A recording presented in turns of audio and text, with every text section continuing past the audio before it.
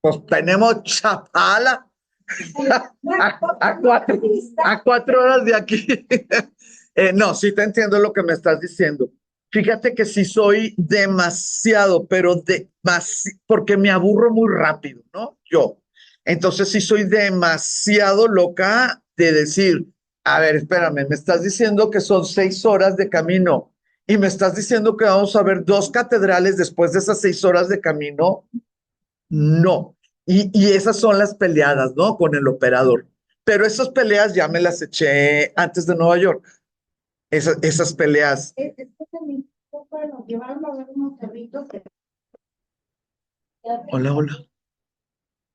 y luego, claro, pero Ah, bueno, porque un camión. no, qué lástima. ¿A quién nos están aplaudiendo? ¿Nos están aplaudiendo a nosotros y toda la cosa?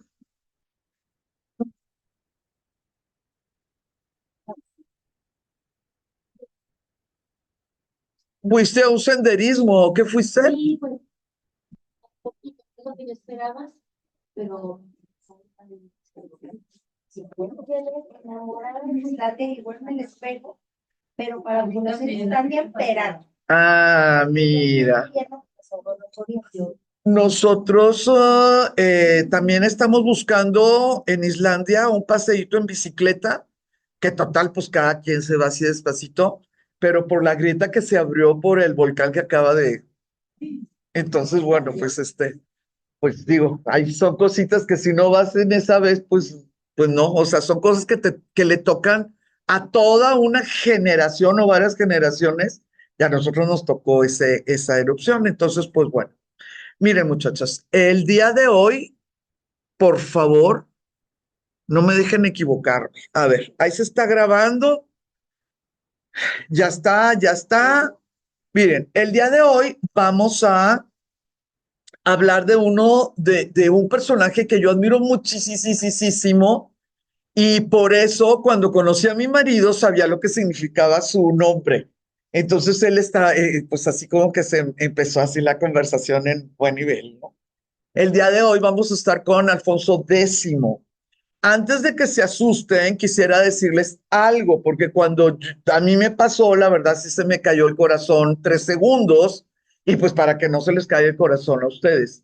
Él tuvo muchísimos hijos ilegítimos, muchísimos, y antes de casarse, ahora sí que antes del parto, durante el parto y después del parto, o sea, él tuvo hijos ilegítimos, pero él tuvo así como que un amor, este, una de sus amantes, ¿no? Fue un amor. Pero ahí les va. Esa persona que es mujer se llama mayor. Así se llama. Entonces, cuando ustedes leen, se casó con Perenganita Violanta, ¿no? Que, ay, ese nombre me fascina. Se casó con Violanta, pero siguió sus amores con Mayor, mm, ¿cómo se apellida ella?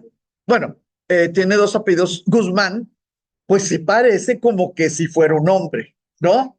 Sí, como si fuera un general o algo, ¿no? Mayor. Y puedes quedarte con esa idea, ¿no? Que sí, que tuvo un amante que perteneció a la milicia.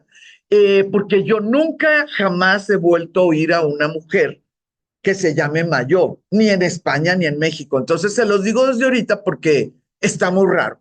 Pero sí, la verdad sí, Alfonso, pues como que le sobraba, ¿no? Le sobraba inteligencia, ganas, esto, lo otro y lo demás, y sí va a tener problemas al final del tiempo, principalmente por la sucesión.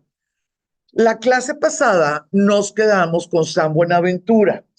Estamos en París, estamos Luis IX, estamos, pues, las grandes oportunidades que existen para los grandes intelectos cuando una sociedad ya está preparada o cuando las instituciones, gracias a una autoridad preparada, le dan cabida a esos intelectos, sin correrlos, sin quemarlos, sin encarcelarlos, sin ponerlos en juicio. Este es el caso de la escuela catedralicia en París, que más adelante va a ser la universidad.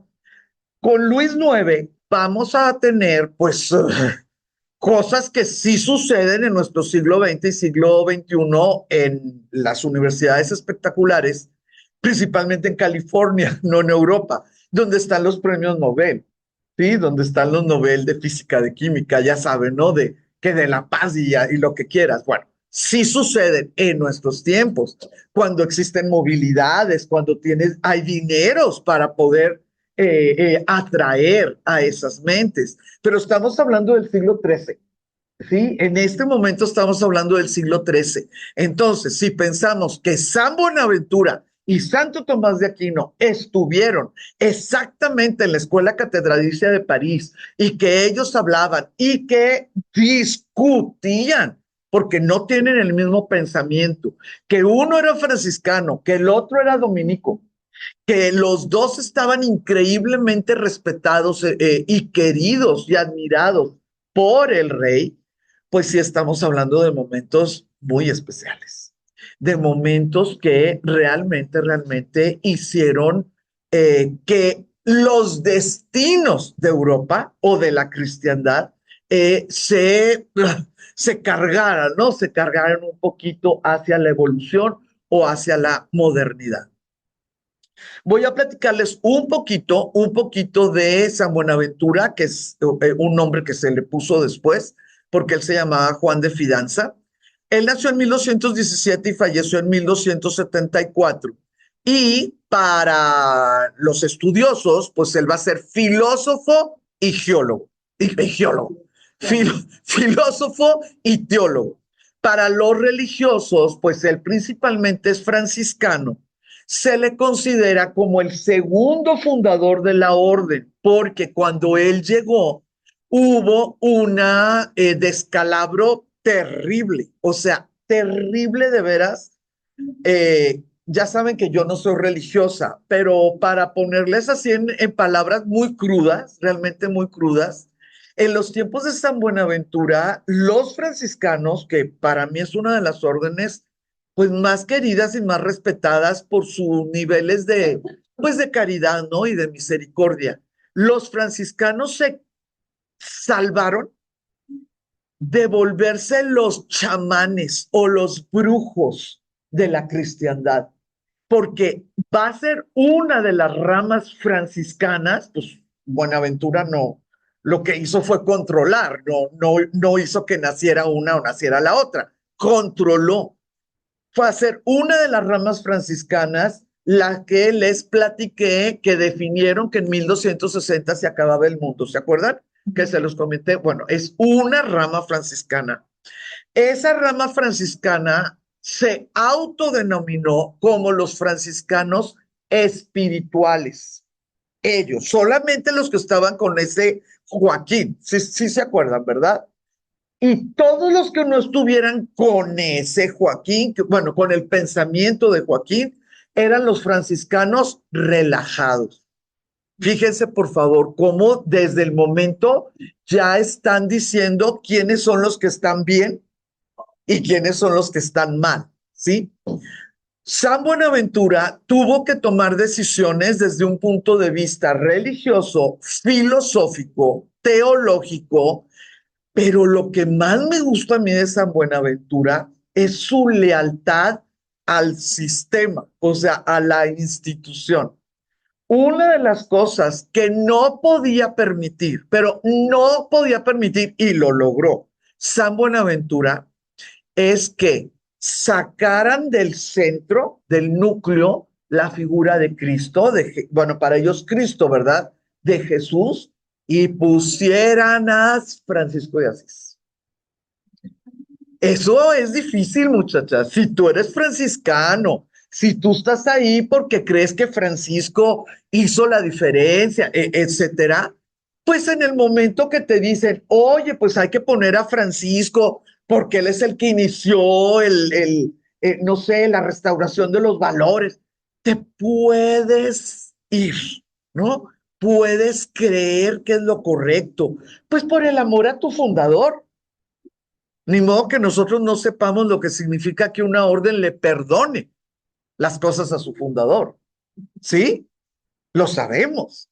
Bueno, lo vivimos, ¿no? Digo, pues es que es pasó hace nada, un parpadeo, ¿no? Entonces, para mí el mérito es que Buenaventura pudo salirse y pudo decir o definir qué hubiera hecho Francisco, qué hubiera querido Francisco. Francisco, el menor de los hermanos, hubiera puesto su momento, su vida, su prédica, como el parteaguas entre la vida anterior de los cristianos y la nueva vida de los cristianos. Y Buenaventura dijo, por supuesto que no, por supuesto que no. Para Francisco es Jesús, Dios Padre y claro, la Virgen María. Entonces, Buenaventura va a tener la gran responsabilidad de agarrar a todos los franciscanos espirituales sin violencia, sin esta situación de decir o te vienes para acá o no eres franciscano, ¿no? Sin discriminaciones y con la idea de que si se conoce otro tipo de pensamiento, pues se van a dar cuenta que no es que ellos sean espirituales y ellos relajados, sino que ellos tomaron un pensamiento tangencial, no aceptado por la orden ni por el Papa, y que los franciscanos que seguían, pues, la guía de San Francisco, pues eran los franciscanos, no los relajados. Tuvo que tomar esa decisión, como nosotros lo sabemos en nuestro siglo, fue la decisión increíblemente acertada. Y fíjense que gracias a que él estuvo 17 años como general de la orden, pudo hacer las cosas, ¿verdad? Ahí vamos, ahí vamos, ahí vamos. Pero muchachas, ya saben que yo soy así como que medio fea, ¿verdad? También le tocó que pasó el 1260 y no se acabó el mundo. Eso también ayuda, ¿no? Si tú estás diciendo es que él no está en lo correcto y todos están diciendo es que sí está en lo correcto, llega el 1260 y lo que dice él no se cumplió, pues de alguna manera sí te da muchísimas herramientas para decirle a esa gente, a ver, yo les dije que la. Entonces, eso también ayudó. Él falleció, pues como antes, se fallecía, ¿verdad? Él falleció a los 54, sí, 17, sí, no, a los 57, a los 57 años de edad, trabajó y trabajó y trabajó, qué cosa tan impresionante. Y sucedió algo raro, algo raro. Él fue canonizado hasta finales del siglo XV y fue proclamado doctor de la iglesia hasta finales del siglo XVI. ¿Por qué les digo que fue algo raro? Porque fíjense cómo les he platicado de que este rey y esta Santa Elizabeth, así, o sea, como que muy rapidito. La maravilla con el pensamiento y la presencia de este señor San Buenaventura es que él fue catedrático. Entonces, canonizado o no canonizado, él enseñó, ¿sí? Enseñó sus ideas, cambió el rumbo del mundo teológico, filosófico y pues una cosa maravillosa, ¿verdad? Ah, lo que él enseñó fue, junto con Santo Tomás, junto con otras personas de Inglaterra, que bueno, en su momento las vamos a ver, eh, va a ser tan, tan, tan grande su nombre, su renombre, que cuando él hable de los genios o de los eruditos musulmanes y judíos, nadie le va a decir que se salga del salón. ¿Sí? Cuando él hable de los eruditos de ese siglo, del siglo anterior, musulmanes y judíos, en las escuelas de estudios superiores se van a tomar como fuentes, fuentes. Se van a empezar a hablar de ideas, no de personas, ¿sí? Cuando tú estás en una institución de nivel superior, tú no puedes decidir si le haces caso a este porque es hombre y no le haces caso a esta porque es mujer, o al revés, como está sucediendo en este tiempo, que estamos poniendo puras estas lecturas de mujeres porque hay que apoyar a las mujeres y no es así la situación. Pues tienes que leer lo que se tenga que leer. No, no, es más, borrar el nombre, no, no tienes por qué saberlo. Ni nacionalidad, ni etnicidad, mucho menos género. Voy a hacer un paréntesis. Miren, yo tengo, ustedes saben, muchísimo tiempo apoyando a la Pinacoteca de la Profesa. Y me urgía dar con una persona que hizo un estudio muy serio de tres pinturas que son como icónicas de ahí. Entonces empecé a buscar a esa persona, pues que además es de donde soy yo. Entonces, digo, es muy grande la ciudad, pero no es cierto. Las ciudades se vuelven así chiquitas. Oye, pues no daba y no daba y no daba. Y pues que no tiene redes sociales y que no me contestó el teléfono y que me contestó una persona y pues que me iban a comunicar con una amiga de él y eso, lo otro y lo demás. Y dije, qué raro. O sea, esta persona definitivamente anda huyendo. No, o sea, no es normal. Pues pasaron como 2, 3 meses y se comunica la amiga, ¿no? Del autor, diciéndome que le iba a preguntar al doctor, cómo le hacía para regalarme los derechos de su estudio, porque pues era un honor para él y lo que quieras y mandes. Pues gracias. Tan, tan. Pasaron ciertos días y se comunica esta persona conmigo y me dice, me gustó la forma en que hablamos tú y yo, quisiera ser sincera contigo porque siento que te estoy contando mentiras. Sí, con mucho gusto. Yo soy el doctor, nada más que ahora soy doctora. Estuve en España porque me hicieron la operación y pues realmente no tengo por qué decirle a la gente, pero yo ya no puedo hablar como el que firmó ese escrito. No sé si el director de la Pinacoteca, pues es un padre católico, ¿no? No sé si el director de la Pinacoteca tuviera algún problema de hacer público, porque si ustedes quieren alguna conferencia, voy a ser yo, la doctora, no el doctor. Entonces, ustedes decídanlo. Yo ya puse lo que tenía que hacer en la carta que te mandé, el estudio es de ustedes para uso de la pinacoteca. Muchas gracias. Entonces dije, pues yo no soy de las que contesta por otra gente. Y le puse un WhatsApp. El señor y yo tenemos 10 años, 12 años de trabajar juntos y nos hemos visto 3, 4 veces. Todo lo hacemos por celular. Entonces le expliqué rapidito la situación y le dije, lo que usted me diga es correcto y no se va a volver a tratar el asunto. Y adivinen lo que me contestó mi querido director y por eso trabajo con él. Él me dice maestra y me dice, maestra, tengo entendido que estamos hablando de erudición, no de genitalia. Y le dije, tiene usted toda la razón, le agradezco muchísimo y me permite decirle, no en estas palabras, y se rió, ¿no? Porque pues a la doctora le gustaría volver a tener conversaciones con usted. Pero es que además ni siquiera puede hablar con la gente porque pues ya no existen, ¿no? Ya no existe. Tiene los mismos apellidos, solamente se cambió el nombre. Sí, solamente. Y no tomó un nombre en femenino. O sea, no se llamaba Gabriel y ahora es Gabriela. También eso es un problema. Entonces,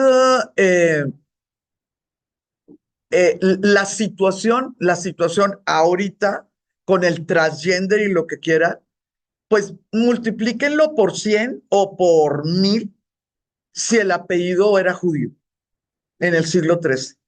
No iba a ser de mujer, no había mujeres en las universidades, pero si el apellido era judío, ese problemón de no creerle, de quemar lo que esto, de no aceptar lo que dice o de no leerlo, de veras, multiplíquenlo por 100. Judío. Si era musulmán, olvídense. O sea, hasta el peligro de tuyo. Si tú tenías un libro judío, no tenías que tener, tú estar en peligro. Pudieras hacerlo, dependiendo del momento y la ciudad, pero no eran en automático. Pero si tú tenías un escrito y luego pues el árabe, ni modo que no se note, ¿verdad? Y lo que quieras, sí podías ir directamente a la Inquisición y eso implicaba confiscación de bienes, la. Entonces, el que San Buenaventura, el que Santo Tomás pudieran citar fuentes clásicas son exclusivamente palabras que nosotros podemos utilizar por ellos. Porque si tú citabas a Aristóteles o citabas a Platón, tú lo que estabas citando eran paganos. No eran fuentes clásicas, eran paganos. En el momento que ya en el siglo XIII se llegó a la conclusión que la fuente principal del conocimiento era específicamente ellos, sacaron la idea del cristianismo o no cristianismo por una situación absolutamente cristiana. Fíjense, por favor, qué cosa tan hermosa. Al final de los tiempos, cuando esté la resurrección de los muertos, Jesús personalmente va a poder sacar de la tumba a Adán, a Abraham, a Moisés, porque ellos no conocieron a Jesús. Sí, son judíos y además nunca fueron bautizados porque no existía el sacramento, ¿no? De lo que es el bautismo, pero son parte de lo que es la historia, pues de lo que es del pueblo elegido, lo que quieras, pero además algunos fueron pues profetas y otros fueron hombres justos y lo que quieras. Entonces, basados en esa creencia absolutamente medieval, que Jesús va a sacar a esos específicamente no bautizados y además judíos, ¿sí? Se pudo poner en paz la idea de que pues Aristóteles y Platón principalmente, ¿no? Pues no es que fueran paganos. Eso no sabemos porque no sabemos si se portaron bien o mal. Ahí sí, ahí veremos, porque ahí vamos a andar todas, ¿no? Ese es el plan, ¿no? Ese es el plan. Eh, pero no pueden ser catalogados como paganos porque no conocieron la nueva buena verdad, por lo tanto no es que la hayan rechazado, ¿no? Entonces fue una súper, pero así, jugaron el ajedrez, pero de manera fabulosa. ¿Cómo es que trataron también a Averroes, que va a ser el mero mero? Bueno, cuando ellos ya tenían el lugar absolutamente, pero así, abarrotadas sus clases, empezaron a ampliar las ideas y esas ideas se trataron como mentes. No podían hacer absolutamente nada, pero absolutamente nada relacionado con Alá, por ejemplo. Y ahí les va algo interesantísimo a mi juicio. Este hombre, San Buenaventura, que fue conocido como el doctor seráfico, sí, o sea, los serafines, ya saben, ese nombre se lo dio Juan, ¿no? A estos seres que tienen 6 alas y que están ahí en el libro de las revelaciones. Doctor seráfico. Fíjense que el doctor seráfico, cuando citaba a Averroes, empieza con A, decía: nosotros creemos que Averroes está equivocado, pero ya citó a Averroes. Entonces todo el mundo empezaba a conocer a Averroes, por lo que no estaban de acuerdo por la concepción que tienen los musulmanes en cuanto a Alá y la absoluta sumisión al plan divino, ¿no? Pero bien interesante, porque en el momento que ya conoces que existe Averroes, que están escritos, que haya esto, que hay lo otro, ¡pum! En ese momento, claro que abres tu horizonte. Pues si estás estudiando filosofía, sí, amor a la verdad, imagínese nada más. Pues cómo vas a estar aprendiendo solamente lo que te enseñan cuatro maestros, ¿no? En 6 años, no puede ser. Entonces a mí se me hace como que súper inteligente la forma en que este maravilloso hombre, hizo las cosas. Cuenta la historia que cuando él era niñito se enfermó muchísimo y fue su mamá la que le pidió a San Francisco que lo cuidara. Y cuenta la historia que por eso fue sencillo el que fue caminando la familia, ¿no? A que él fuera franciscano. De que era un gran portento intelectual, no hay la menor duda, pero yo creo que les ha pasado. Muchas veces los portentos intelectuales no tienen la menor idea de qué está pasando afuera, ¿no? Y hablan y hablan y hablan y si tienen gente enfrente o no tienen gente enfrente. A mí lo que yo le admiro muchísimo a San Buenaventura es que haya sido ese portento para poder él entender, que haya tenido esa capacidad suprema como para poder explicar, que haya podido tener esa organización para poder escribir, porque escribió y escribió y escribió y escribió. Y además haya tenido ese amor a su orden, a la orden franciscana, como para poder ver el peligro. Porque él podía haber dicho, ya no soy general de la orden porque ya no sé qué hacer.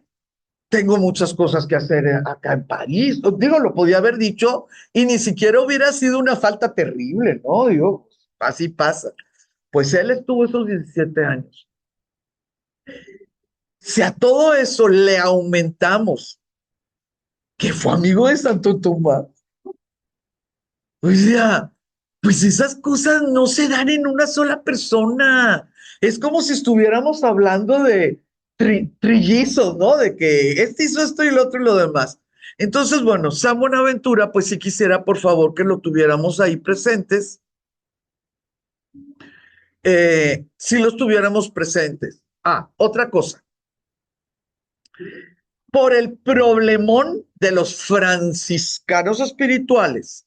Los otros catedráticos, se les llamaban catedráticos, ¿no? A los que sí podían sentarse a tomar decisiones en estas escuelas superiores. O sea, tenían su cátedra, tenían su silla. Los demás catedráticos que no pertenecían a una orden o que no eran sacerdotes, ay, pues empezaron con la grilla. Yo lo hubiera hecho. Yo sí lo hubiera hecho porque empieza la gente a decir que se va a acabar el mundo y que no debes de comer y que no debes, dices, a ver, pues si somos catedráticos, no puede ser que parezcamos medievales, ¿no? Ya estamos en el siglo XIII. Yo también lo hubiera hecho. Hubo tal presión que se le retiró la silla a los 2 o 3 franciscanos que estaban digo, ya aceptados, ¿no? Como maestros ahí en París. Hubo presión de un lado, hubo presión del otro, pero si no hubiera estado San Buenaventura, ¿ustedes creen que el Papa hubiera entrado? Pues son 3 franciscanos, ¿para qué se va a meter el Papa en problemas? Digo, pues hay muchísimos problemas por todos lados, pero estaba San Buenaventura. Entonces, el poquito tiempo que se quedó este espacio, la futura Universidad de París, sin franciscanos, no melló, no le hizo mucho daño a la cantidad de beneficio que hizo la impartición de la cátedra, ¿sí? La impartición de la cátedra de San Buenaventura. Esto ya se los dije. Es que no te oí lo primero, ¿me puedes decir? ¿En qué año fue San Francisco? San Francisco que fundó los franciscanos. Sí, Era en Italia. sí. No me acuerdo cuándo nació, pero murió en 1216. Un año después. Nació apenas. Sí. Les comentaba, ¿mandé? No, fue muy cerquita. Muy cerquita, por eso la mamá fue fácil, ¿no? Les comentaba que, imagínense la cantidad de años que me tengo que poner, que la mayoría de las veces hago trampa para yo poder más o menos tener en orden mis pensamientos. Y siempre que pienso en San Francisco, pienso en 12-12, los 12 apóstoles y sus 12 muchachos, ¿no? 1212. Siempre pienso en 1212. No quiere decir que nació ni que murió, pero ahí ya estaban los franciscanos, ¿sí? 1212. No sé si les sirvan, porque las trampas de una persona, pues sabes que no tienen ningún beneficio para otra. Les conté de mi marido, mis tres hermanos son chistosísimos. Mi hermano más chico me preguntó que cómo se llamaba mi preciosa enredadera, la de las flores rosas, y le digo, híjola, Miguel. Bueno, ¿para qué les cuento mentiras? La verdad, entre mis cuatro hermanos es un chiste la buena memoria que tenemos los cuatro. Es un chiste entre nosotros desde chiquitos. Entonces le dije, híjole, Miguel, no me vas a creer, pero nunca he podido hacer que se me quede el nombre. Pero Blanquis, porque así habla. ¿Cómo es posible que no has hecho una memotécnica? Porque así nos enseñaron. Le dije, pues no, no he tenido tiempo. A ver, invéntate una memotécnica. Y se supone que la flor se llama algo así como tomberlina o algo por así. Y me dice, a ver, es muy fácil. ¿Sí sabes quién es Angelina Jolie? Sí. ¿Sí sabes si hizo Tomb Raider? Sí. Pues ya no se te va a volver a olvidar el nombre de la flor. Ahí le dije, vete al cuarto y vete a una esquina y al rato voy y te voy un cintarazo, ¿eh? Y ya se estaba riendo. Entonces, el 12-12 yo creo que no está tan difícil como el pensamiento de mi hermano Miguel. Supongo, no lo sé. Bueno, ya les dije lo del Papa. En 1257, tanto Buenaventura como Tomás de Aquino recibieron el título de doctores. Buenaventura tenía 31 añitos, ¿no? Entonces, pues estamos hablando del siglo XIII. Les recuerdo que les dije que la mayoría de las personas se tardaban, lo que no, para ser doctores, porque cada vez que uno llegaba a tener su doctorado, podía concursar para la cátedra. Entonces, claro que los dineros pues se tenían que reorganizar, ¿no? De cómo hacer las cosas. Esto ya se lo dije, de los del fin del mundo. Ay, esto se me hace maravilloso, pero yo no sé si lo inventaron los franciscanos, ¿ok? Siempre hay que ver quién inventa, quién te dice las cosas. Esto es conocidísimo, lo cual no quiere decir que sea verdad, ¿ok? Es conocidísimo. Se supone que, bueno, no se supone. La biografía, que además está hecha en dos intentos, una con menos detalle y otra con mayor detalle. La biografía de Francisco la escribió Buenaventura, ¿sí? Porque pues al final de cuentas, pues tenía muchísimo, él siendo general de la orden y lo que quieras. Dice la historia que una vez Tomás, en aquel tiempo Tomás, ahora Santo Tomás, tenía que hablar con él. Sabrá Dios de qué. No sé de qué. Y entró a la celda y Buenaventura seguía escribiendo. Nunca lo volvió a ver. Entonces los que llevaban a Tomás se supone que se mortificaron porque pues era Tomás, ¿no? Y dice que Tomás dijo, dejemos a un santo trabajar por otro santo, ¿sí? Les recuerdo que los franciscanos y los dominicos entre siglo XIII, XIV y XV se volvieron verdaderas competencias ideológicas, verdaderas, incluyendo tarararán, la Inmaculada Concepción de la Virgen. Buenaventura nunca aceptó que se tenía que hablar salud, que se tenía que hablar de la Inmaculada Concepción. Buenaventura dijo, dejen de estarle sacando hilitos a las cosas que ya están hechas. Sí, esto, San Buenaventura no quiso, pero los dominicos, sí le siguieron y le siguieron. Esto va a estar, esto ay, también se me hace lindísimo. Fíjense que el Papa, bueno, pues le tocaron varios papas, ¿verdad? El Papa le encomendó la preparación de los temas para otro de los concilios que también se hizo en Lyon, acerca de la unión con los griegos ortodoxos. En el siglo XIII estuvimos a una brizna de un ecumenismo. El ecumenismo que por poco logra Buenaventura en el siglo XIII, lo logró Juan Pablo en el siglo XX. Entonces, imagínense en los alcances, ¿no? de Buenaventura. Que todos los hermanos en Cristo sean realmente hermanos, aunque tú no seas dependiente del Papa de Roma, sino que eres dependiente del Papa de, no sé, Moscú o Estambul, digo, no del Papa, sino del Patriarca, que no tengas que estar peleado, que puedas volver a tener concilios, que puedas hablar, que puedas lo que quieras. Una de las cosas que siempre, siempre, siempre me llamó la atención, pues cuando empecé a estudiar historia, pues fue el absurdo del no ecumenismo. O sea, yo no soy católica, pero se me hacía como increíble, ¿no? Que el ecumenismo fuera un esfuerzo que se tenía que hacer. No sé, se me hacía de una manera muy, pero muy, muy extraña.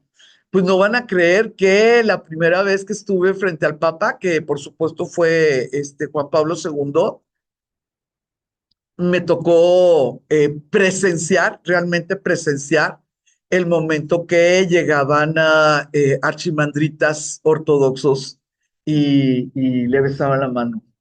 Y luego Juan Pablo le besó el velo, ¿no? A uno de ellos. Y dije, ay, ¿cómo sabían que yo soñaba con ver esto? Ay, no sé cómo le hicieron. O sea, más que la basílica, si me dices que recuerdo de esa primera vez, va a ser esos mantos negros, negros, así las barbas, ¿no? Y pues el trono de San Pedro y el Papa y ellos acercándose y haber visto eso, dices, pues sí, esto es como pues no normal, pero sí lo correcto, ¿no? Fue algo muy importante para mí. ¿Dónde están? Ay, vean nada más. En la Edad Media y todavía en el Renacimiento, los sermones se aprendían de memoria. Los jóvenes sacerdotes aprendían de memoria los sermones que habían tenido mucho éxito en tal ciudad. El problema es que nadie les comprobaba que se los aprendieran de memoria, ¿no? Entonces, de repente era la samaritana y al ratito era la marazutanga, ¿verdad? Porque, pues, si no te controlan, pues da lo mismo.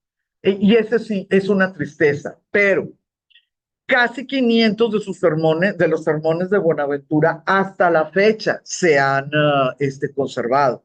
Imagínense, digo, hubo más, y la preciosura es que si se han conservado hasta ahorita es porque en aquel tiempo ya se escribían y se copiaban. Entonces no me puedo imaginar el privilegio que pudiera tener un feligrés en una parroquia cualquiera, ¿verdad? Al oír un sermón, pues con caridad cristiana, con nivel teológico, etcétera, creado por San Buenaventura. Simple y sencillamente, pues ese es un lujo. Dígame.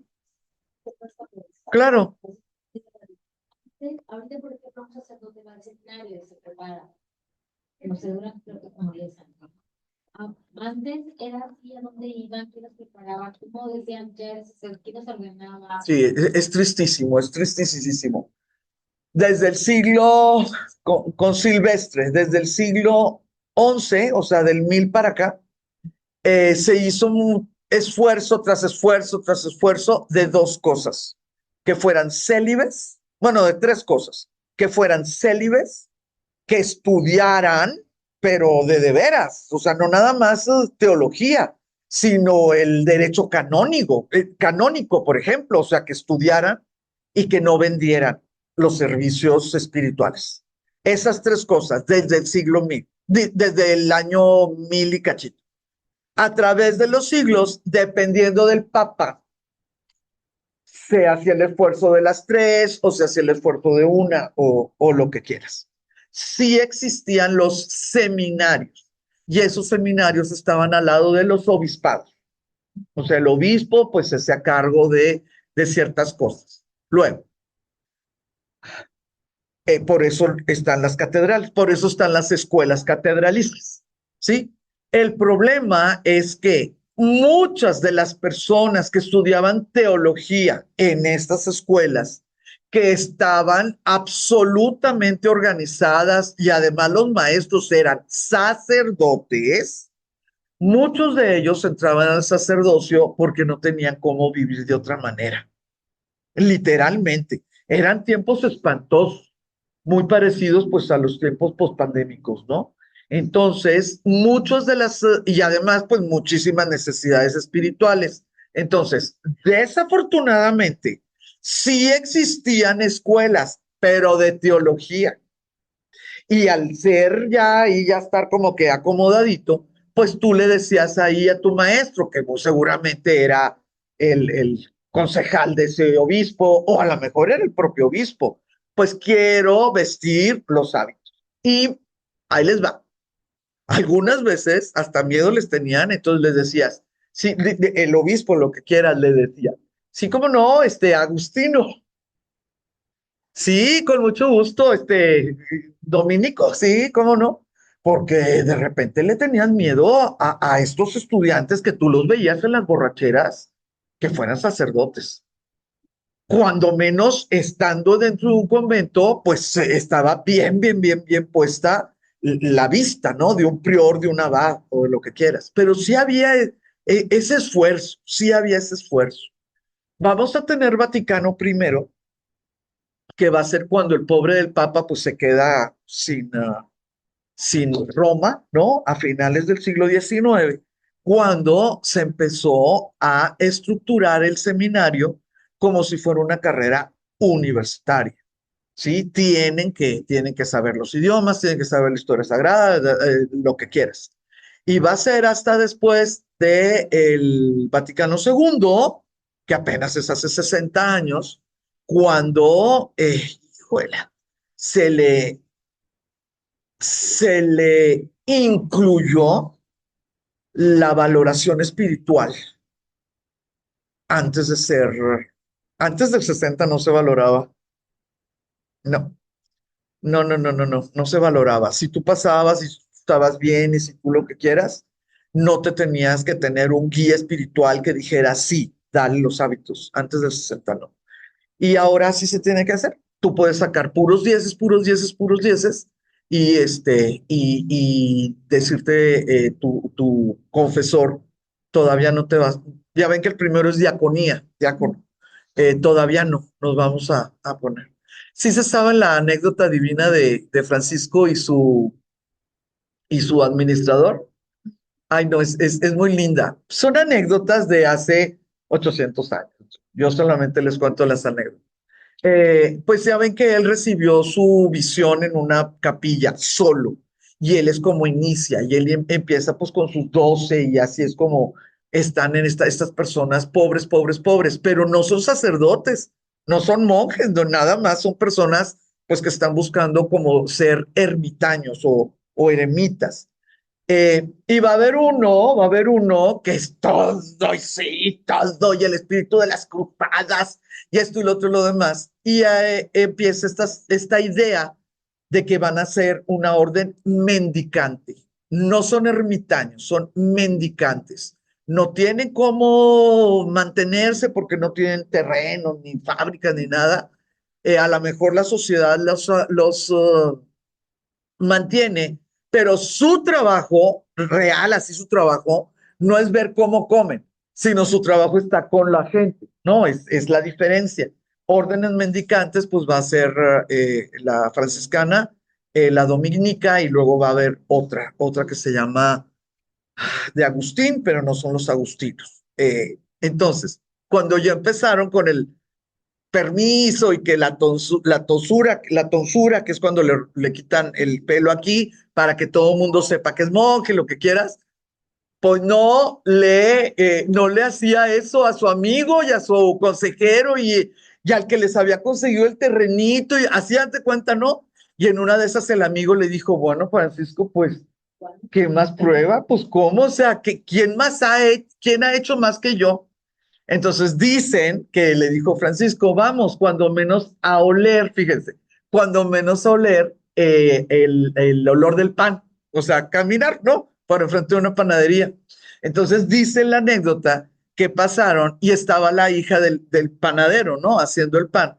Y se acercaron a ver y le dice Francisco, espero que ya estés entendiendo porque no te puedo hacer la tonsura. Pero ¿cómo? Si yo soy obediente en todo. Sí, pero yo estoy viendo el pan y tú estás viendo a la hija del panadero. Es una anécdota, no sé si sucedió. Ese tipo de cosas que Francisco ya lo sabía, se tardaron casi 700 años en que alguien más viera que, pues hay gente que no tiene por qué estar luchando con su sexualidad. O sea, hay muchas maneras de servir a la iglesia, ¿no? Muchísimas maneras. Ahora, necesito que entendamos que Buenaventura tiene como influencia a Agustín de Hipona. Agustín de Hipona va a ser el máximo exponente de la escuela que se llama patrística, los padres de la iglesia, patrística. Nada más que muchachas, Madre Santísima.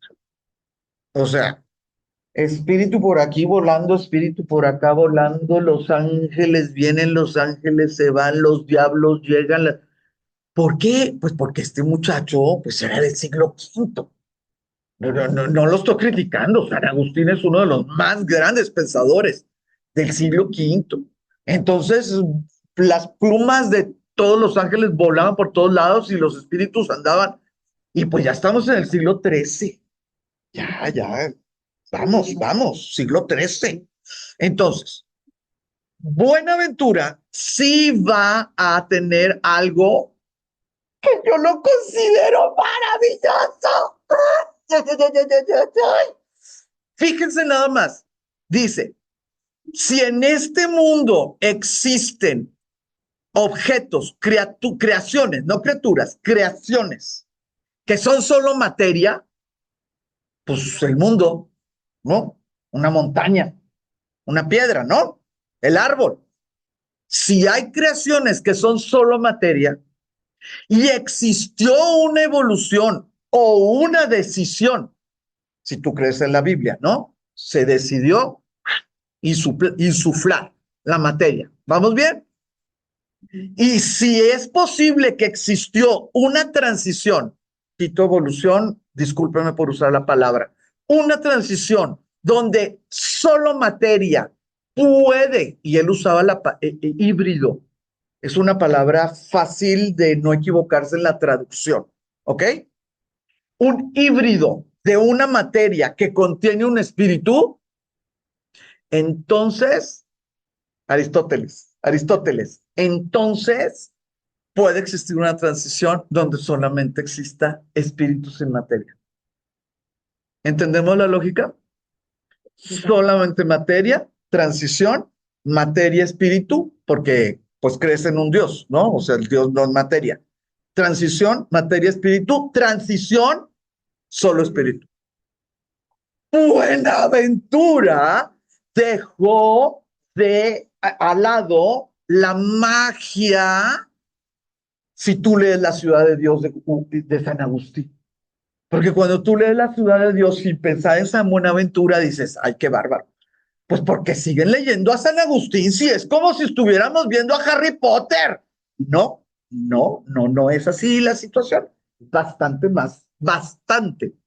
más compleja. Pero en el momento que te pone esta situación basada en una cuestión, o sea, de lógica aristotélica, pues imagínense la cantidad de personas pensantes del siglo XIII que aceptaron la presencia, por ejemplo, pues de ángeles, ¿sí? De ángeles en el sentido de mensajeros, etcétera. Ahora, ¿cuál es la gran diferencia entre San Buenaventura y Santo Tomás? Porque San Buenaventura va a ser de los últimos del pensamiento de la patrística. Y porque Santo Tomás va a ser uno de los grandes de la escolástica, que es gracias a que existe la escolástica, existe nuestro pensamiento. Es patrística, luego es escolástica y luego es pensamiento científico. Así como va el asunto.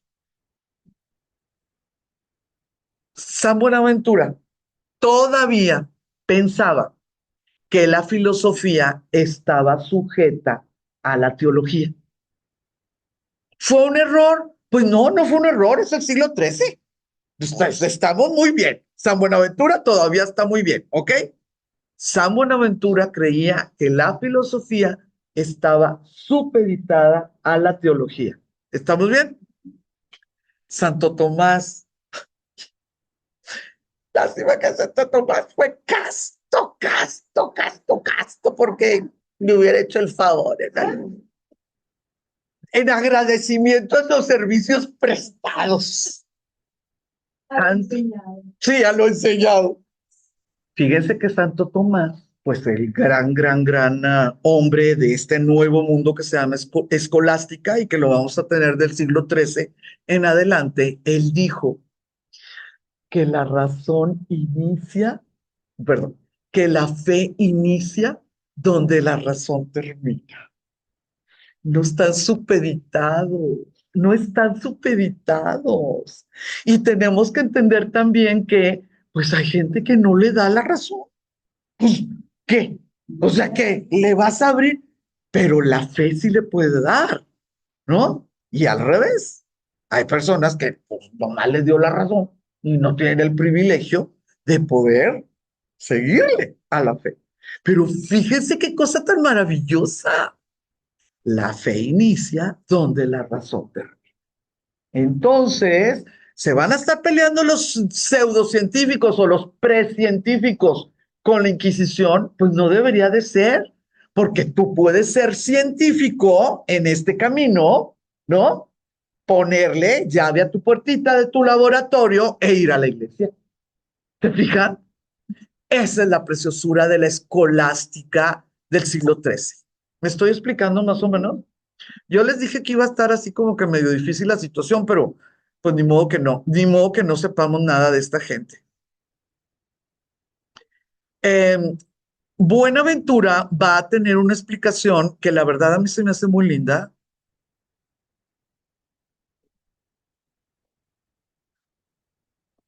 Miren, ahí nomás. Mira, Cristo, es que me falta un renglón, no sé por qué. Aquí está.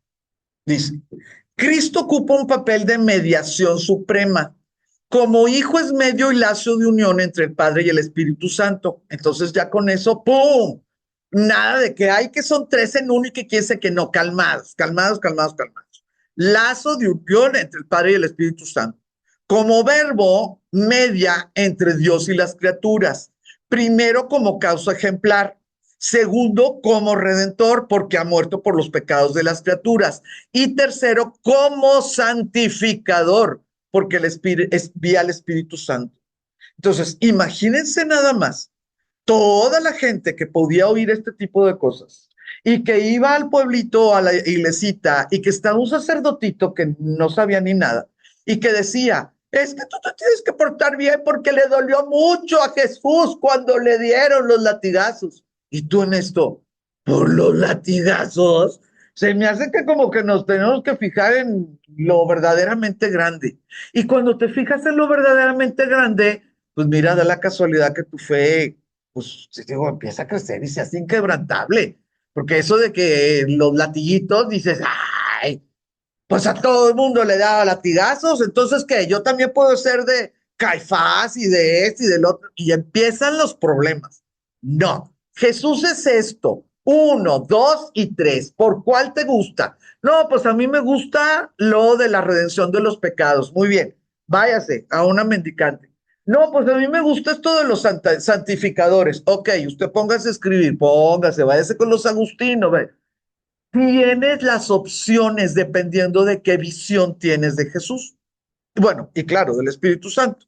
Luego, el marianismo francés, el marianismo francés. Junto a Cristo se coloca la Virgen, cuya concepción inmaculada no admite, pero asunción, realeza, mediación universal y cooperación meritoria en la obra de la redención enseña explícitamente.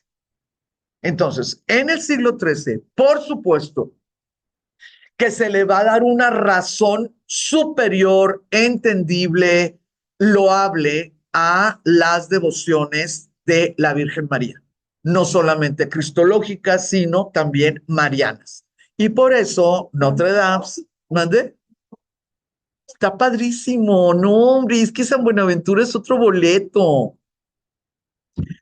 Son las 12:10. ¿Quieren ir al baño?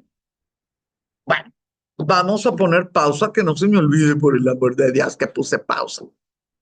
Y prendemos el foco, por favor, Jaime. La luz, por favor. Gracias.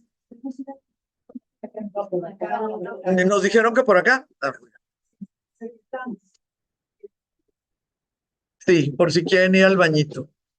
Muchachas, está pesada la situación. Qué lindo tu chaleco. Se te ve bien padre. Sí, aquí tengo la lista. Déjame buscar nada más la pluma. Preguntas, comentarios. Está fuerte el tema.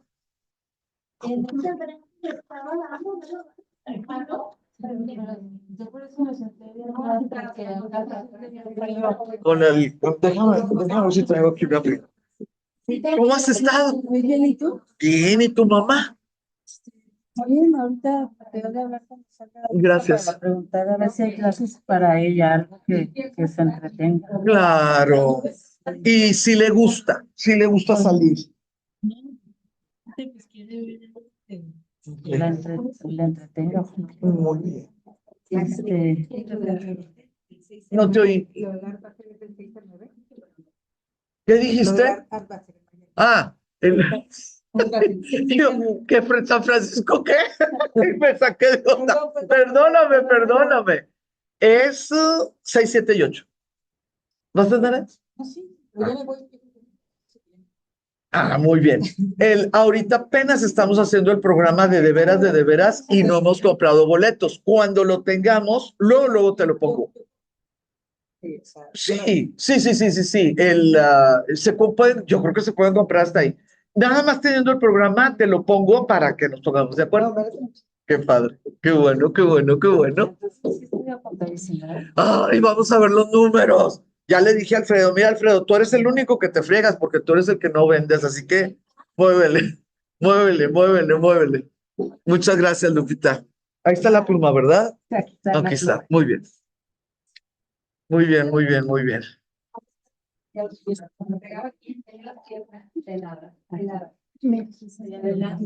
Sí, está bien. Entonces ponles, sí. ¿Dónde estás? Ok, entonces aquí 0. Muy bien. Y aquí ya terminas. Sí. Ay, chula, ¿cómo estás? Qué bueno, qué bueno. Ay, qué hermosa. Pues lo empezamos, a ver, lo voy a poner. Sí. O sea, tengo que juntar 7,000 para un pedido. O gracias a ti, otra persona se apuntó. Luego, no, ni 15 minutos después. Ya son los primeros 1,000. Entonces, cuando pongan los 7, yo les aviso y cuando las entreguen, les vuelvo a avisar. Está bueno, pero la tuya va para el asilo. Muchas gracias. Esto lo voy a poner por separado. ¿Para las donas? Muchas gracias. Lo que pasa es que, mm, como les digo, conseguimos un gran regalo, o bueno, un gran beneficio, porque una fábrica que hace pues no sé ni cómo se le llama, el aislante de la tierra de los viveros, que es una cosa negra para que no se para la evaporación. Nos vende en 750 pesos unas lonas, digo, ese material de 4 por 6 metros. Entonces, tratamos de conseguir 500 y nosotros ponemos 250, porque una sombra de 4 por 6 metros les hace un bien a la escuelita, al asilito, al comedorcito, o sea, 4 por 6 metros es un buen tamaño. Entonces, la fábrica nos los vende a 750 pesos, que es baratísimo, y nos regala la bastilla, que pues se hace ahí, y los ojillos de fierro, bueno, no sé, de metal. Es una ayudototota. Pero, muchas gracias. Para yo entrar, o sea, para que a volar entre a su fila de entregas, es con 7. Entonces, cada vez que tengo 7,000, cada vez que juntamos 7,000, entregamos a la fábrica Y cuando nos toca, nos entrega las estas, las lonas, bueno, o sea, cada vez que tenemos 7,500, nos entrega las lonas y así, o sea, en una hora se acaban, porque todo mundo chambea y chambea y chambea, aunque estén en el sol o aunque se estén mojando. O sea, es impresionante. La gente que anda en labor social, lo mismo trabaja debajo de un árbol que, o sea, ay, no, no, es de veras de muy llamar la atención. Nosotros no, ¿verdad? Nosotros en cocheras. Ay, sí. Los moretonzazos que traemos, luego nuestros maridos no nos creen.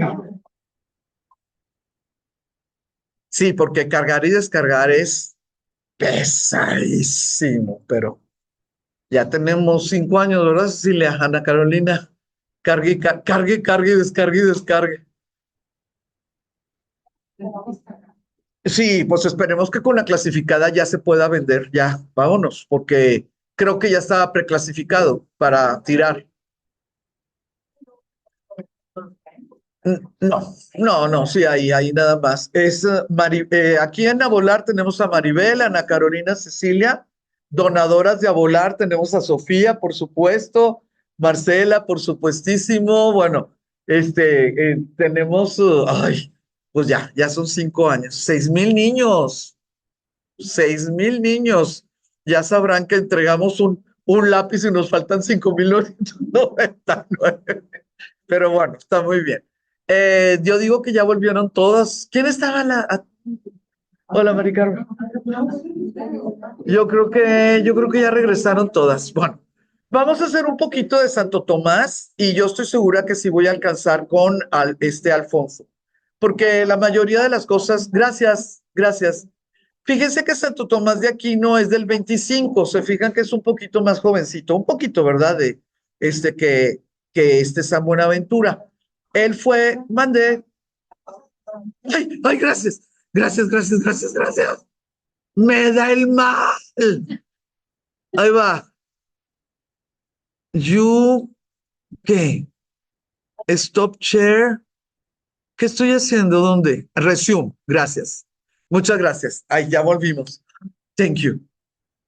Ay, Dios santo. Santo Tomás de Aquino fue presbítero, fraile, teólogo, filósofo y jurista. Católico sin ninguna duda, pero él era dominico. El otro franciscano, el dominico. Es considerado el principal representante de la enseñanza escolástica y una de las mayores figuras de la teología sistemática. ¿A qué se refiere con sistemática? A poder poner las reglas de la filosofía, ¿verdad? Del estudio de la filosofía a estas. Ay, gracias, Berta, se me había olvidado de poner. Muchas gracias. Es esta. Bien, te doy esta. Gracias. Aquí está. Ya, gracias. En materia de metafísica, acuérdense, la metafísica, pues por supuesto es una de las ramas más importantes, bueno, la rama más importante de la teología, pero también es una rama importantísima de la filosofía.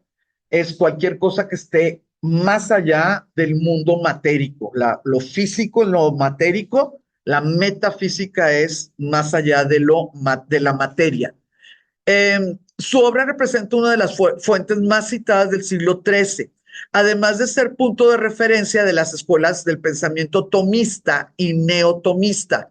No voy a ver esa el día de hoy, lo voy a ver cuando ya llegue, digamos, el padre, que va a ser yo creo que hasta enero. Pero bueno, pensamiento tomista y neotomista. La Iglesia Católica lo nombra doctor angélico, doctor común y doctor de la humanidad, y considera su obra fundamental para los estudios de filosofía y teología. Y pues esto es muy importante. Fue el principal defensor clásico de la teología natural. La teología natural es lo que nos va a dar la oportunidad de entender que la teología puede ser aprendida sin iluminación, sin revelación. Y eso es muy importante, muy, muy, muy, muy importante, ¿sí? Porque pues no puede ser que solamente unos cuantos, y que además no lo sabemos, ¿verdad? Tengan acceso a esto. Sus comentarios sobre las obras de Aristóteles lo lanzaron a la popularidad. La recepción de su obra favoreció la compatibilidad entre el pensamiento aristotélico y la fe católica. Y aquí, pues, es Santo Tomás, yo lo admiro de todo a todo. Porque en el siglo XIII, gracias a estas personas que estaban en una universidad, sí, o sea, en un centro de estudios superiores, va a existir de abajo hacia arriba, que es como funcionan los cambios, no los de aquí, yo te digo que hagas esto, una reestructuración, no solamente de las cuestiones conceptuales de la religión católica, sino de los propios valores de la religión católica, ¿sí? Porque si tú ya tienes el concepto en paz y ya no vas a estar inventando milagros en vez de convencerlos simplemente con el nuevo evangelio, ¿no? O sea, pues, ¿para qué necesitas milagros? Pues con lo que dijo Cristo, la libras, ¿no? Y lo más interesante, gracias a esta posibilidad, ay, muchachas, pues van a dejar de estar presentes los diablos y las diablesas, ¿no? O sea, no puede ser que cualquier cosa que haga mal el ser humano sea porque un diablo te dijo, porque una diabla esa, no, a ver, calmadito, ¿no? Amarradito no estabas. Está embarazada, ¿qué tan amarrado podías haber estado? ¿Sí? Ese tipo de situaciones que yo las bajo, pues para nomás bromear con ustedes, que yo las bajo, pues a cuestiones demasiado simples, ¿verdad? eh, pues son el fundamento de un tipo de sociedad, son el fundamento de un actuar diario, sí, diario. ¿Qué es lo que creo? ¿Qué es lo que pienso? ¿Qué es lo que hago? ¿Recibió influencias del platonismo de Agustín de Hipona? Sí, sí, pero se va a iniciar un neoplatonismo, ¿sí? El platonismo es la influencia de Agustín de Hipona, que era uno de los más respetados pensadores para Buenaventura, sí, pero Santo Tomás toma la influencia, la revoluciona, porque también va a estar con otros pensadores, y se inicia el camino del neoplatonismo. Les recuerdo que el neoplatonismo, iniciado en el siglo XIII, es el que hizo posible lo que nosotros le llamamos renacimiento del siglo XV y XVI. Este del XIII es el renacimiento. El del XV y el XVI es el segundo renacimiento. ¿Por qué le llamamos así? Porque hasta ahí llegamos. En el siglo XVIII hasta ahí llegó la clasificación, ¿sí? Pero ustedes que están haciendo el esfuerzo de tomar esta clase, pues ya saben que las cosas pasaron. Iniciaron en el 12, en el 13 cuajaron y ¡pum! Del 13 al 15, ay, pues existió todo lo que nosotros amamos, ¿no? Del Renacimiento. La suma teológica, que pues si dice Santo Tomás, tienes que decir suma teológica, son imposible de no pensar en las dos. Sus obras más conocidas son la Suma Teológica, que es un compendio de la doctrina católica en la cual trata 495 cuestiones, pero también va a estar otra que se llama la Suma contra Gentiles, compendio de apología filosófica de la fe católica. Entonces, él explica, o sea, apología, ¿verdad? Él explica la fe católica, pero en un nivel tomasino, ¿verdad? De Santo Tomás de Aquino. Entonces, imagínense las herramientas que le estás dando a ese 10% de sacerdotes, obispos, cardenales, que son muy inteligentes y que nada más están ahí porque fueron el segundo o el tercer hijo de la familia, con esta posibilidad de entender la religión católica a través de un sistema de pensamiento filosófico, ay, qué tranquilidad. La verdad, yo sí iba a decir, pues si yo ya sabía, no puede ser que algo esté durando 1250 años basados en que el Papa se fue a Nápoles y el otro Papa encarceló. Sí se acuerdan todo lo que les he contado, ¿no? Entonces, a mí lo que me gusta muchísimo de este siglo XIII es que la religión católica volvió a ser cristiana. ¿Sí? Cristo volvió a ser el centro, no el Papa. La posibilidad del misterio de una Trinidad, la posibilidad del gran misterio de una resurrección, volvieron a ser el centro, no el Apocalipsis, ¿sí? No la excomunión. Y eso, es lo que hace que algo pues dure otros 1350 años. Dígame, Hizo un tratado de la doctrina católica, tratado, ¿viste? ¿el compendio? Compendio, equivale a lo que es ahora, ¿cómo le llaman? ¿Santo Domingo? No, el libro de pero porque yo tengo entendido que la iglesia. ¿Tienes entendido que qué? Dime lo último nada más. Ah, sí. Sí, muy importante. Estos dos compendios, por eso se llaman sumas. Estos dos compendios están clasificados como académicos. No tienen el sello del Papa, no salió de una bula, ¿no? Y definitivamente yo creo que ni el 5% de la población del mundo puede acceder a lo que dicen ahí. No, porque el catecismo es y por eso se llaman catecúmenos. Los catecúmenos son los que van a recibir el bautismo, ¿no? ¿Mande? El bautismo. El catecismo está hecho para las personas que van a ser catecúmenos y que tienen que saber algo para el bautismo o la primera comunión o la confirmación. Esto no es así.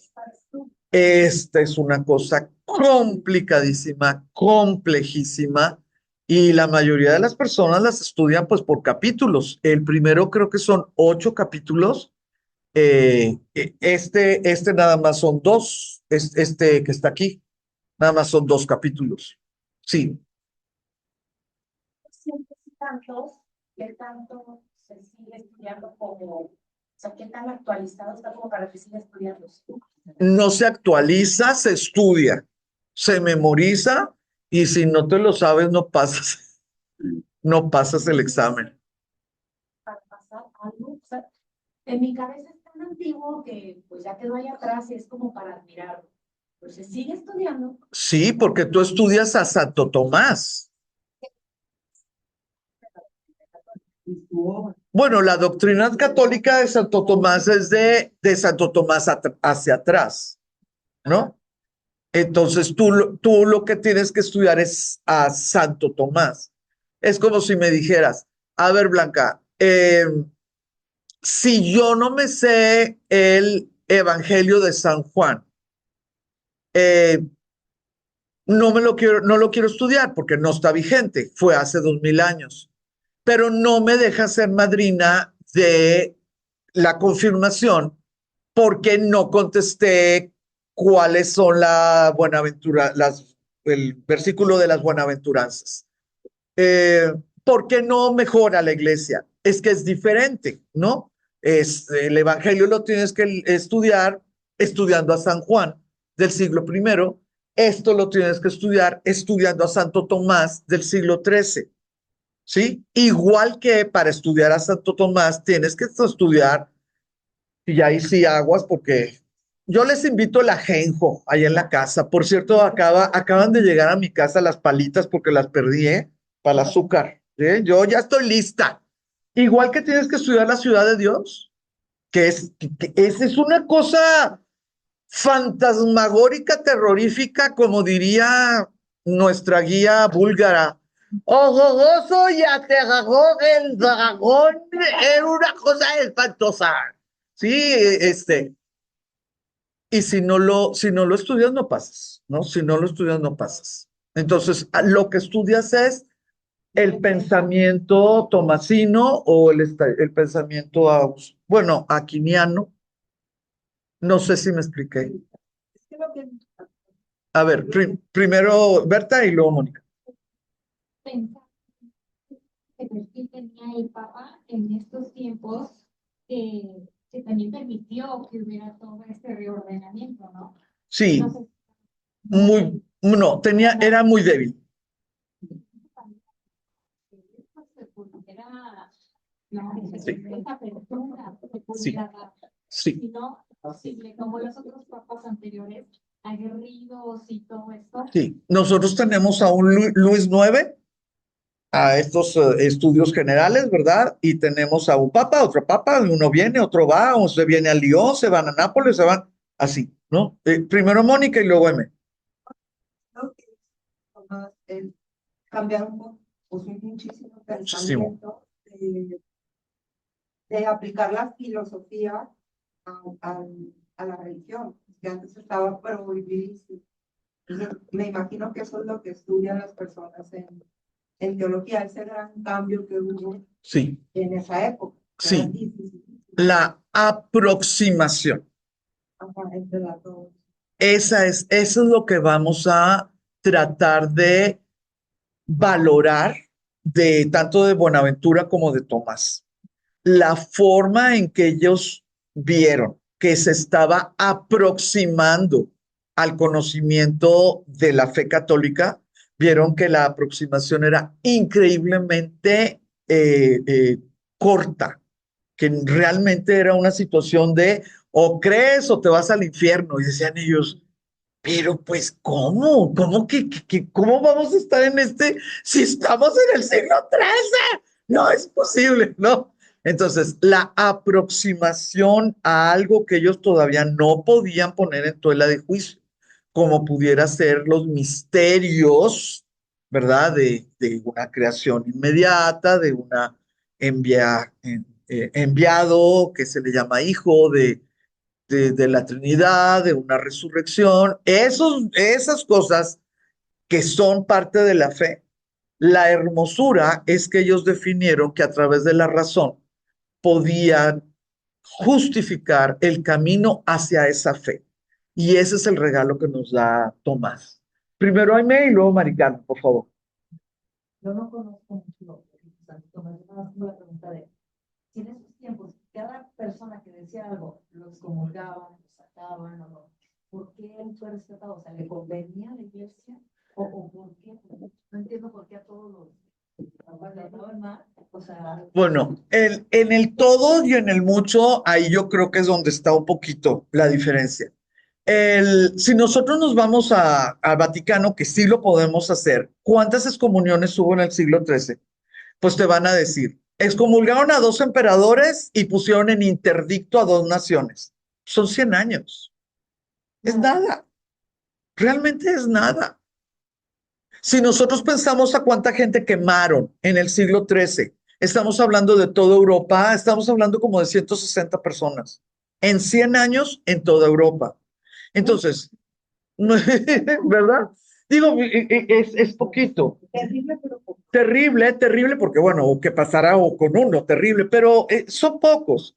La situación es que todavía en este siglo XIII, la Inquisición estaba más encaminada a herejías en contra de la religión, cosa que Tomás y Buenaventura era exactamente lo contrario, porque ellos lo que estaban buscando era, vamos a pensarle para ser mejores católicos, vamos a pensarle para ser muchísimo mejores cristianos y poder crear nuevas generaciones de católicos. También esa es otra manera como de vender el producto, ¿no? No sé si me expliqué. Mari Carmen, ¿Qué es la ciudad de Dios? es el libro máximo de Santa Agustín. Así. Lo abres y ¡ay! Lo vuelves a cerrar, así, lo tienes contenido. Él es, exactamente, San Agustín, el hijo de Santa Mónica.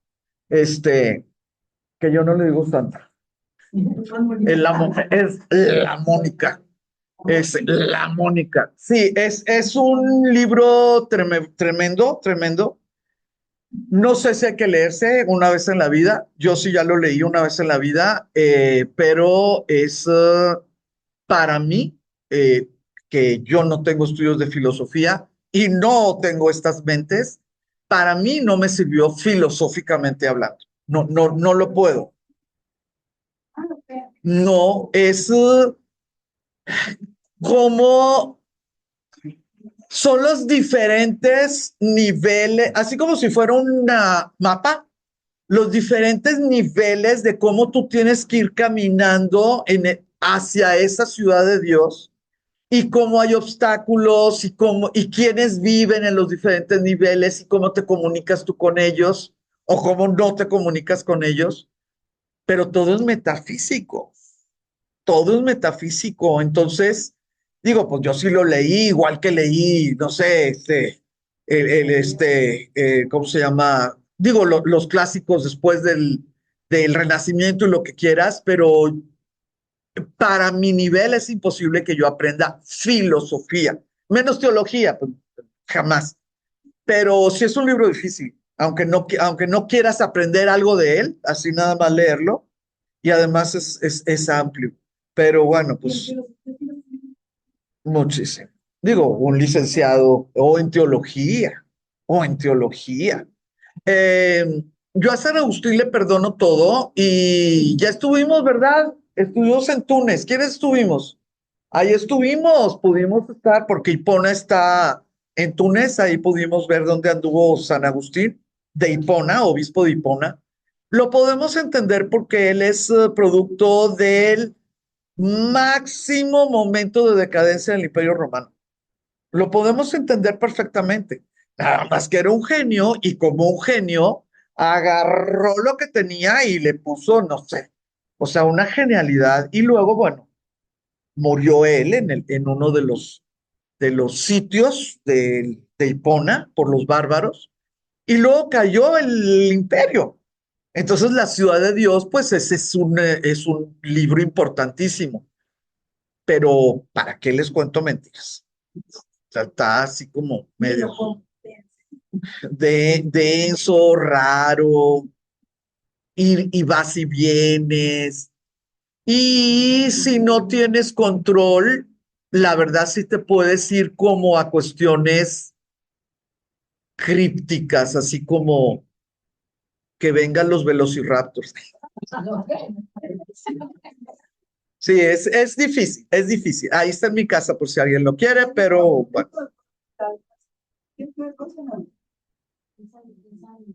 no, no, sí, no. No me acordaba que está en el Sí, bueno, acceso a todos los clásicos, por decirlo así. no a todos los clásicos. Tuvo acceso a las traducciones al hebreo y al hebreo y al árabe, que luego fueron traducidos al latín de Aristóteles, Platón y unos cuantos más, Averroes principalmente.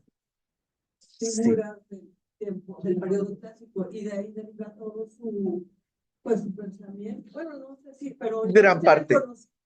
Poder Sí. después ser apertura. Sí, gran parte. Nosotros vamos a tener que uno de los maestros de Santo Tomás fue Alberto Magno. No, no, no, o sea, pues, ¿qué es eso? O sea, ¿qué es eso? Te sacas la lotería de $1 millón y luego cuando vas camino a tu casa recibes la noticia que te acaban de heredar otro $1 millón. O sea, a ese nivel. Son circunstancias. Esta chispa. O sea, chispa que incendió al mundo. Este hombre aquí, bueno, pues aquí está, miren, rescate y reinterpretación. Ahí está, ahí está, ahí está, ahí está. Fue canonizado bastante rapidito. Se fijan que fue a principios del siglo XIV. 50, ¿no? ¿O cuántos? Más o menos. Ay, mira. Dicen que era así como muy robusto, como Lutero. Dicen que era así como toros, no, no sé. Si todos los demás estaban flaquitos y él no, quién sabe, no lo sé. Hasta el siglo XVI fue declarado doctor de la Iglesia y santo patrón de las universidades y centros de estudios católicos ya en el siglo XIX. Me gustaría muchísimo, muchísimo que entendiéramos lo siguiente. Ay, Dios mío. Mm, Ay, no, esto les va a encantar. Eh, Uno de sus tíos era abad de la maravilla de Montecassino, que también ya estuvimos aquí, ahí, varios de nosotros ya estuvimos ahí. Entonces, la mamá de Tomás, pues tenía todo arreglado, que fuera benedictino y que el tío hiciera lo necesario y pues ya se iba a arreglar todo. ¿Mande? Exactamente, la vida para Tomasito y para sus hermanitos y lo que quieran. Pues donde resulta que él decide que quiere ser dominico, principalmente por esta idea de que del perro con la flama, ¿no? De que iban a proteger pues al cristianismo. Él en su juventud, él sintió que tenía que ser dominico. ¿Mandé? Sí, todos los ideales. Miren, cuenta la historia que cuando él ya anunció que se iba a ir de dominico, Santo Tomás, los hermanos lo secuestraron porque los hermanos también tenían bastantes esperancitas con pues, la abadía, ¿no? De Montecassino.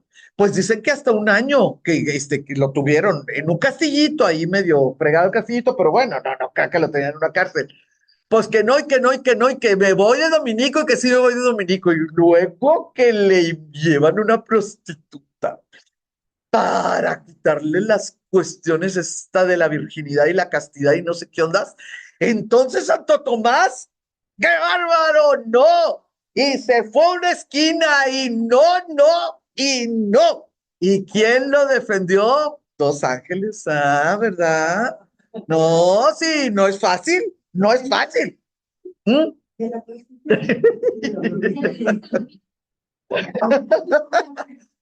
Pero sigue la leyenda o sigue la anécdota que la madre, que era la que pues había arreglado el destino, la vida esa, sí sintió que el muchacho lo que quería era una vida de recogimiento y no pues era abad de Montecassino.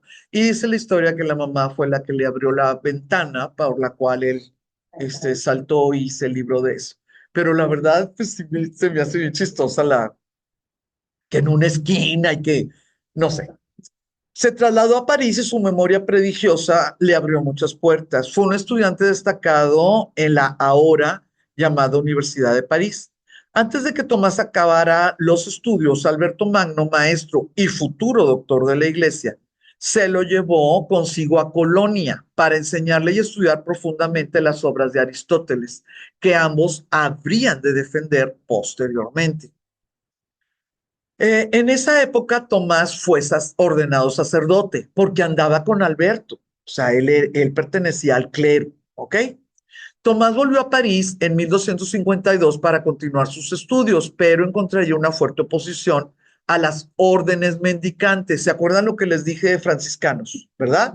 Bueno, pues él también tuvo problemas pues con lo que estaba sucediendo ahí.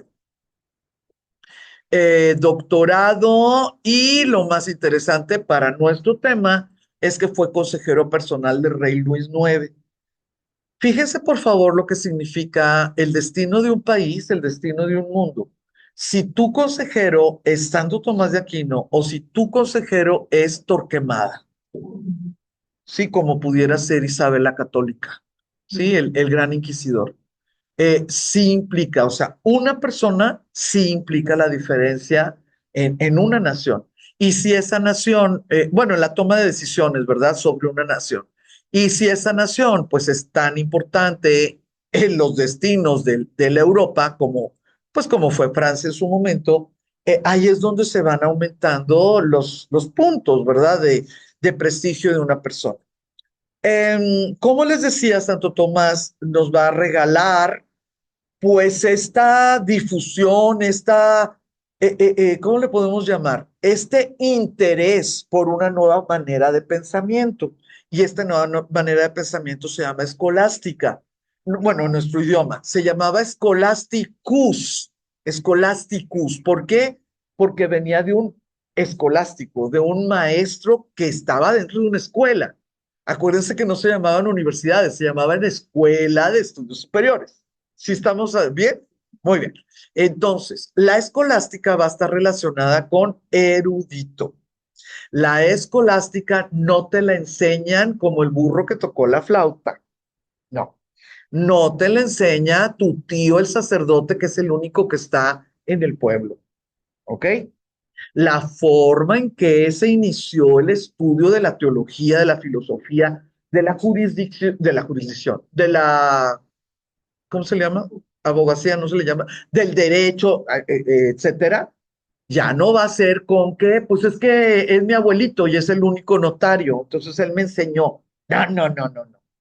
Eruditos en lo que quieras, medicina, derecho, teología, filosofía, música, gramática, lo que quieras, eruditos. Y eso, pues, ¡pum!, catapultó los niveles de conocimiento, ¿sí? Los niveles de conocimientos de las personas que estaban en esos tiempos. ¿Cuántas personas podían estar en una universidad en el siglo XIII? Hasta 500 personas. Si tú mandas 500 personas al mundo, sí se hace, ¿eh? Sí hace la diferencia. Y si estás hablando de 50 universidades en Europa, pues ya, ¿no? Se va armando. La escolástica es una corriente teológica y filosófica medieval que utilizó parte de la filosofía grecolatina clásica para comprender la revelación religiosa del cristianismo. Fue la corriente teológico-filosófica predominante del pensamiento medieval tras la patrística. Bueno, esto ya se lo saben, la subordinación ya se lo saben. El surgimiento de la escolástica estuvo estrechamente asociado con estas escuelas que florecieron en Italia, Francia, España e Inglaterra. Predominó en las escuelas catedralicias y en los estudios generales. Esto se los acabo de decir. Su formación fue heterogénea, gracias a Dios, ya que rescató corrientes filosóficas grecolatinas, árabes y judaicas. Desafortunadamente presentó una excesiva dependencia del argumento de autoridad. Los humanos no aprendemos, nos tardamos muchísimo, muchísimo en aprender. Entonces, en el siglo XIII fue el boom gracias a que un estudiante pudo hacer cambios en lo que les enseñó un maestro, ¿no? Si no, no hubiera sido un boom. Pasaron los siglos y resulta que ahora los estudiantes no podían poner en duda lo que les enseñaban los maestros porque eran eruditos. ¿Se fijan? Entonces, del siglo XIII, siglo XIV y siglo XV, nuestra principal búsqueda, nosotros que nos gusta estudiar, es cuándo volvieron los estudiantes a poder contender, cuestionar a los maestros. Esa va a ser nuestra pregunta. Cuando la empecemos a catalogar, nos vamos a dar cuenta que se inicia el Renacimiento. ¿Sí? Entonces, ¿vamos a estar en un estancamiento después de las muertes de ellos? Sí, porque son figuras sí, sobresalientísimas. ¿Cuántos Tomases de aquí no te gusta que vaya a ver en un siglo, 2 siglos, sí? Entonces, se apaciguó, volvieron a ser normales, ¿no? Los maestros y los alumnos, y volvimos a ser seres humanos. Yo sé, tú aprendes. Y otra vez, lo bueno fue que lo que estaban enseñando, pues ya había sido un brinco, ¿no? O sea, un brinco gigantesco. Ahora, la escolástica incentivó el razonamiento y la especulación, que la especulación es maravillosa, pues suponía adaptarse a un riguroso sistema lógico y un estructurado esquema del discurso que debía ser capaz de exponerse a refutaciones y preparar defensas. Entonces, siglo XIII, la forma en que antes se tenía que defender la tesis para la licenciatura, siglo XIII. Sí. Tú tenías que tener todo lo necesario para poder refutar, ¿sí? Para poder hacer, contestar, presentar, defender. Y por eso se llama defensa de tesis, ¿sí? Porque realmente tú estás defendiendo una idea que no te la enseñaron en la escuela.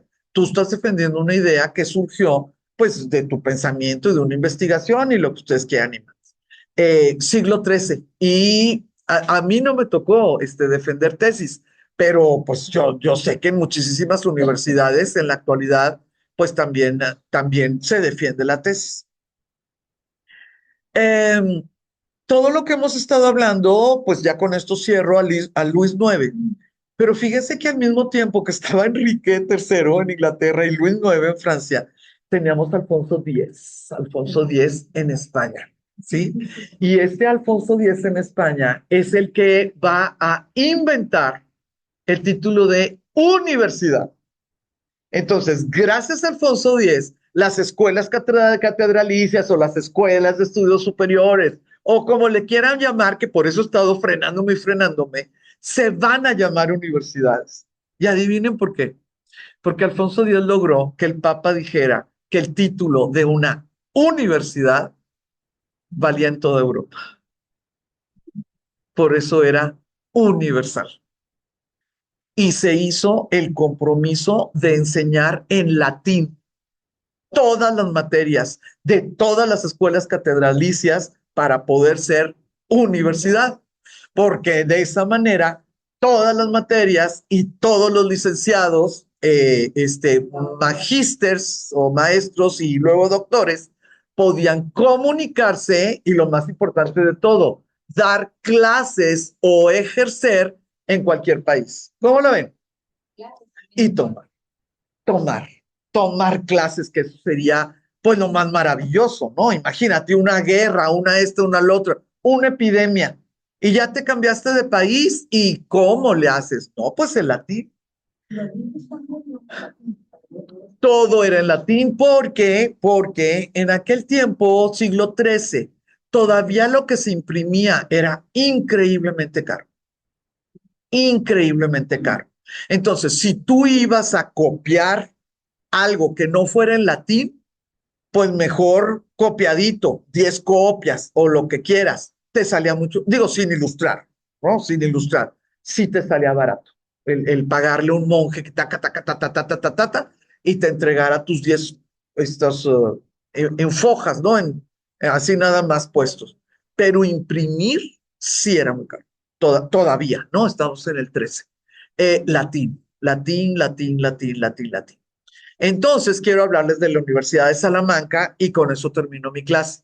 La Universidad de Salamanca es la universidad más antigua en operación de España y del mundo hispánico y la cuarta más antigua de Europa. En su momento se llamó Estudios Generales, igual que las demás, ¿verdad? Y fue fundada en 1218 o antes, ¿verdad? Es Alfonso IX. Fue la primera institución educativa europea en... esto ya se los dije. Ok. Nada más para que lo vean, 1252.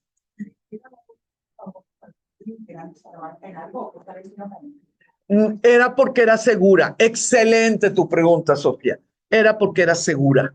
En el tiempo que estamos hablando es plena reconquista, plena reconquista.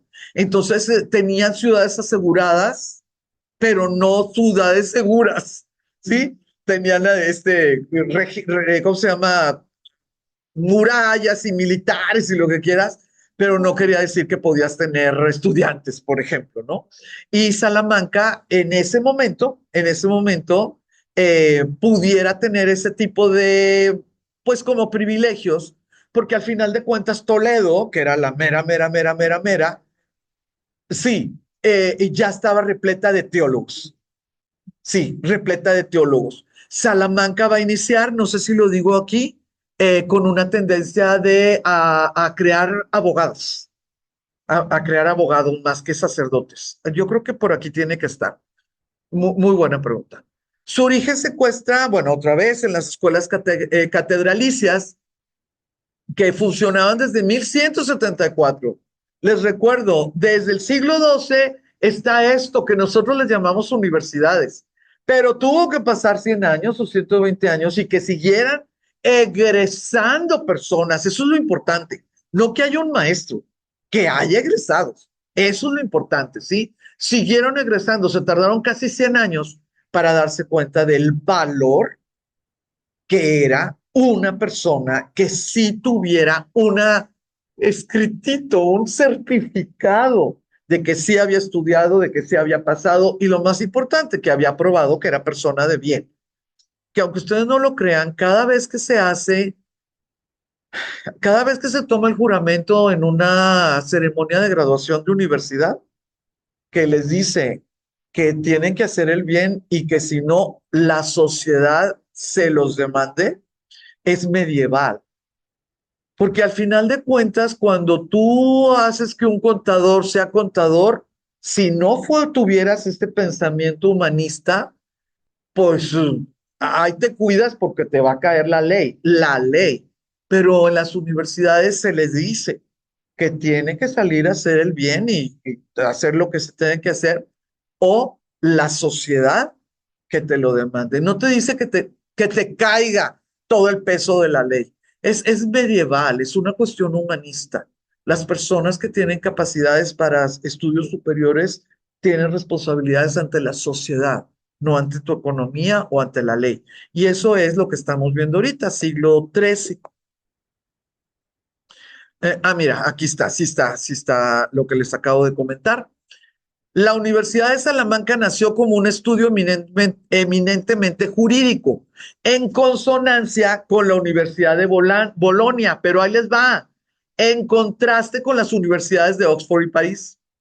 Bolonia y Salamanca, abogados. París y Oxford, filósofos y teólogos. ¿Por qué? Pues porque no había llegado Santo Tomás, porque ya la situación no estaba así tan fácil. El rey Alfonso X, el sabio, dotó a la universidad de unos estatutos que definían su sistema de financiación. Y vea nada más, sabemos que le pagaba un bibliotecario, por lo tanto, la Universidad de Salamanca se convirtió así en la primera de Europa en contar con una biblioteca pública, ¿sí? Se impartían en un inicio estudios de derecho, medicina, lógica, gramática y música, no filosofía y teología. ¿Sí, sí lo vemos? Muy bien. Pero obviamente, pero por supuestísimo, ¿verdad?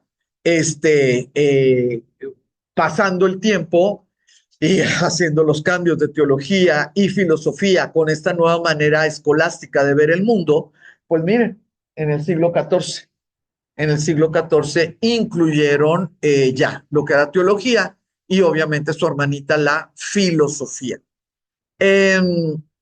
La Universidad de Salamanca,